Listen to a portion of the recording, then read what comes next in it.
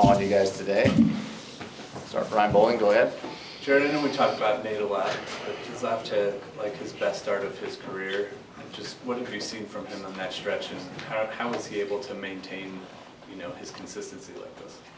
Because he's consistent with everything he does all the time, professionally at least, I think those habits and that discipline leads to consistency. And what I've seen, I see a lot of similarities in everything he's doing on the offensive side of it.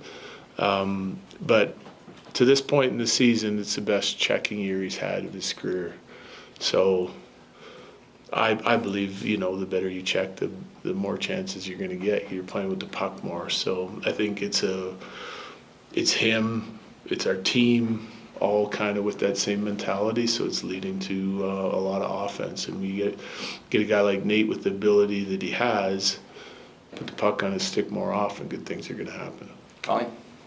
You said yesterday, talking about the teams kind of bringing their best against you guys, and you were expecting that with the Sharks tonight. What exactly are you kind of looking for them to bring? It's a fast team. It's a dynamic team. They've got some high-end players that are shooting the puck real well.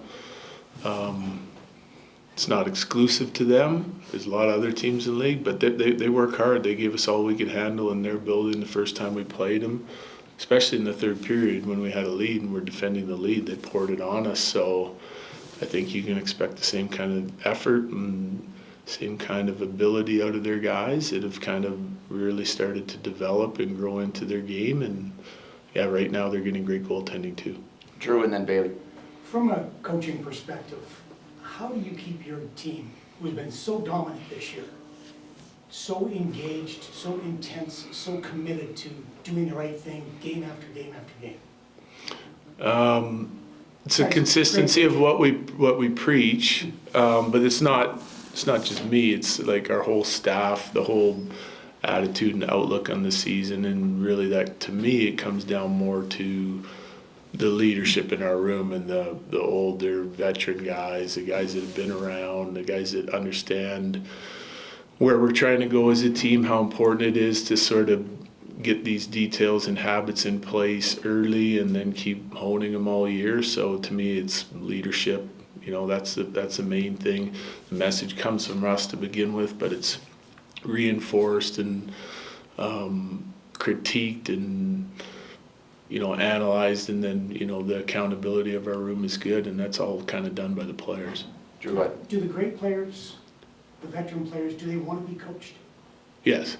Yeah. I mean, they want the information that they need to have success, and then they're always looking for an edge, like what are you seeing in my game? How can I get more chances, or what do I need to improve on to get more ice time? I think our team's got a good mentality that way, that they want the information, and you deliver it differently to certain guys in different situations, but I think they want the information because they want us to continue to grow and get better. Yeah. With a guy like Ivan, who's played multiple NHL games in seasons past, you mentioned you go off of what you've seen from them during your time coaching them, whether that be training camp, past games, whatever.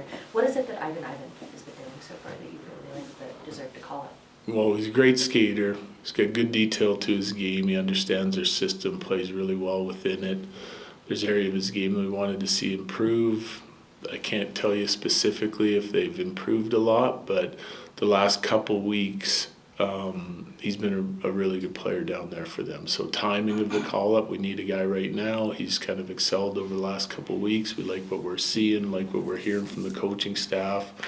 So it's a good chance to get him up here. He's actually probably at times played better with us than he has with the Eagles. So I think he's still kind of maturing as a player and trying to find the consistency in his game. I'd like to see him be a little bit more impactful offensively down there, but he's a responsible guy, and right now the role that we're looking to fill is fourth line left wing, and I think he can do that for us. Colleen? Just confirming that Mackenzie Blackwood started. Yes. Finish with Rachel? Two questions. Why do you think that Ivan has played better with you all than with the Eagles? I was actually talking with Miles about this earlier, but I'm curious to see your take. I think it's excitement, it's the opportunity, adrenaline. wanting to make the most of the situation and be here, and I don't know exactly why that hasn't translated to an every night impactful player down there. And I'm not saying he doesn't have nights that he is, because he is, and he's good at what he does, but like growing off what his strengths are down there, it's been a little bit of a slow move for him. So maybe something like this can spark him. He's gonna have to earn his time here, which he's done over the last 2 weeks, which is kind of, the information will relay to him, and then it's up to him to make the most of it, so he's always in the mix for the call-up. Rich, you want to finish? Yeah, last one here. I did get Brennan's permission to ask you this, just so you know. Okay. Fun Thanksgiving question, of course, with the holiday Okay. tomorrow. You have to assign these 3 jobs to guys on the team. Okay. And tell me why. Carve the turkey, do the dishes, mediate the table discussion. Carve the turkey, I'd probably go with someone that actually has to spend time in the kitchen and does some work, so I'd probably go with Landy on that one. Yeah, he's got a family, I'm sure he does his fair share at home. I'm sure Melissa takes care of most of everything, but I'll give Landy some props, yeah. And then do the dishes? I know who I'd like to assign it to. I think, again, I'll go with another married guy. I'll say Taser on that one. Okay. And mediate the table discussion. I'd want that to be fun, so I'd probably go Burnsy. Yeah, Burnsy can run the conversation at the table, because he could probably let it go off track a few times. It'd be a pretty fun dinner. Thanks, Coach. Thank you, guys. Appreciate it. Thanks, Coach. So, Kiwi, Coach mentioned you're good to go. Just how are you feeling after rehabbing and everything? Yeah, feeling great. Just ready to go, and it's been good to see that boys are playing very good, and just excited to hop in. Yeah, speaking of hopping into, they are playing well. Based on your couple games and then going out of lineup, what are you looking at just kind of getting back into things? Just do my things on the ice, and just not expecting too much, just trying to enjoy it and playing again. What has it been like watching the team, just from your point of view, and seeing the success that they're finding? The success is always good to see, but watching games and not being able to play myself, it's kind of painful, but it's just a part of this.